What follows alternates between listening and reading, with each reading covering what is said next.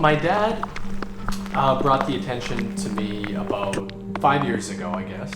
And he's like, cricket farming, that's going to be like the new thing. And I'm like the new thing, like future of food or what are you talking about? And he's like, yeah, like it's going to be something new. So I'm like, okay. So I did some research and was like, this is different. This is kind of neat, interesting. And I come across the nutritional value of crickets and I was like, oh, and they're sustainable. I just thought it was really, really cool. So we just we went on board, we got our first 200 crickets, and now we have millions.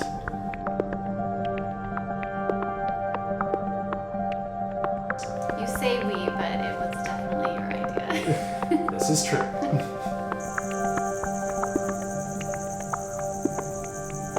I'm Ryan Stepler. And I'm Leslie Stepler. We are cricket farmers.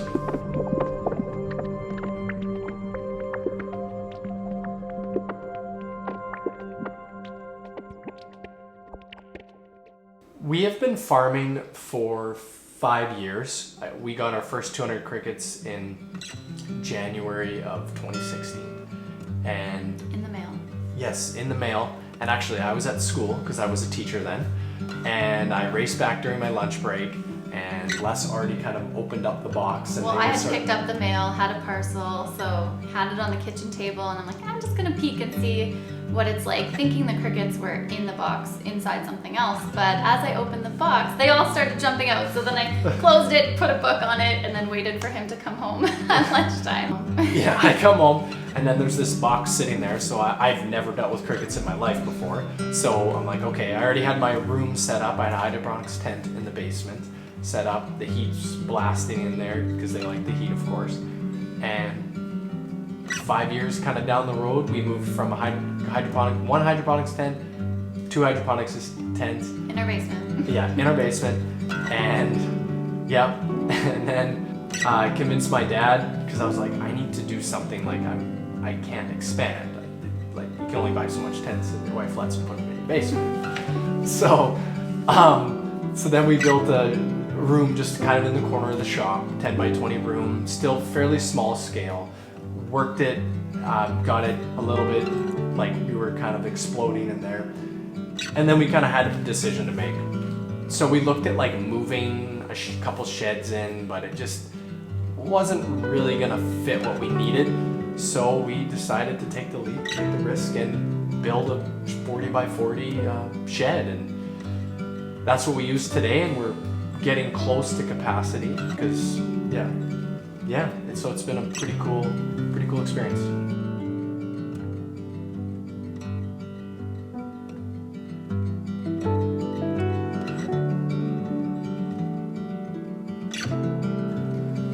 So every morning we have to feed and water the crickets and then put out new baby crickets, which are pinheads, and get them out, and then just the whole process of that. So then we harvest our crickets by freezing them, which is a humane way of doing it because the cricket their body will shut down due to the cold, and then eventually they will freeze and die. So a cricket's life cycle is approximately about 10 to 12 weeks. Now that's all temperature kind of dependent because the hotter that the crickets are, the faster they will grow. Whereas, so if you cool them, they won't live as longer. So we have it fairly hot in the shed, so then they grow quite quickly. So their lifespan wouldn't be like a full probably 12 weeks, maybe like 11. So so when they hit maturity, which is around 50 days, they will then start to produce eggs, and then we hatch the eggs out.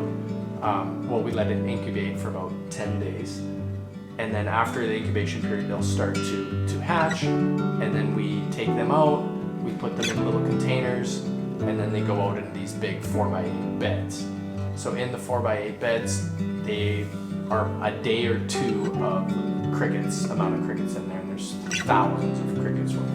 The crickets will lay eggs in peat moss, and then in the peat moss, they will stay there. So in the insects, they just abandon their egg. It's not like a chicken or something like that where they need to stay with it and nurture till it's born. So with insects, they just completely abandon the cricket, and then when it's time for it to hatch, it's totally on its own, and then it will live the rest of its life completely separated from its parents, I guess, is what you would say.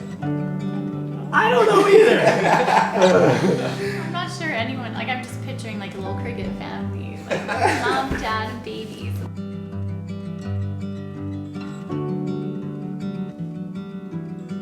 So as a nutritionist, I'm often recommending good quality protein for my clients and making sure that, like honestly, even that they're increasing it.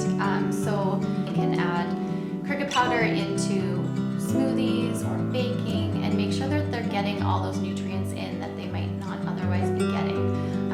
Lots of people tell us that they're low in B12, and crickets are just amazingly high in vitamin B12.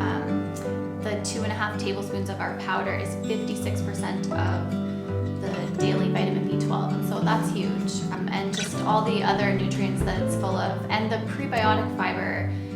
We always talk about being good for gut health, and gut health is really important right now. So most of my clients are struggling with their mental health, and so we talk about how the gut and the brain is connected, and we need protein to make those neurotransmitters like dopamine and serotonin. And so it's just, it used to be two very separate things. Ryan had his cricket farm and I was building my nutrition business, and now it's not separate at all. It's very connected. So one of the reasons why crickets are so sustainable and efficient in general is because they're cold-blooded. So when they take feed in, so 20% feed, they don't need to heat their body, so they just use the air as that's their heater because they're cold-blooded. So then they take that 20% and they turn it 20% protein. Take the 20% protein and then turn the cricket themselves into 63% protein. Straight into their body. They don't use anything to heat their body. So it's kind of a cool thing compared to like some traditional sources of protein. They have to heat their body, so then it's a lot of wasted energy, where the cricket itself, all the energy is put into their body, and yeah, so it's super, super efficient that way. So when I first kind of started to do the research on cricket farming, I came across some larger companies in Canada and the States that were already doing this. I'm like, okay, well, somebody's doing this. It's not like I'm the first person, right? So I contacted some of these companies and one reached out to me.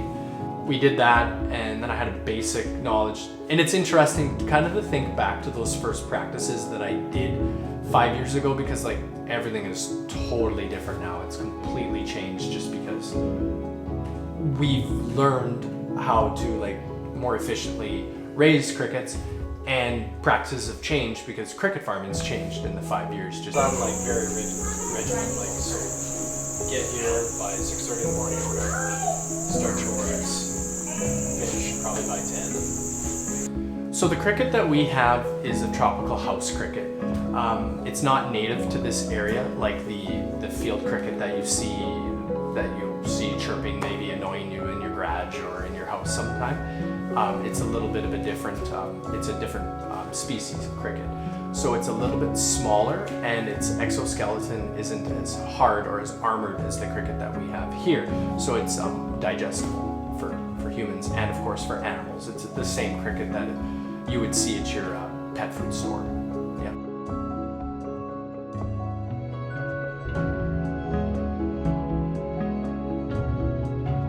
We also take crickets weekly into the zoo, which is really cool for us to go to the zoo and then see some of the crickets there. So the monkeys love them, reptiles, birds, that's most of them. So they get lots of crickets. And then we have a distributor in the city as well that takes crickets and sells them for people that use them for their pets. So you can find our product at a few retailers in Winnipeg, like Crampton's Market, Love Local Manitoba. It's on the goodlocal.ca website. Utopia, Fromagerie Bothwell. We're so thankful for all the retailers that have been open to this idea, and then lots of our local communities like Miami and Rose Isle and Manitou and Morden and Winkler.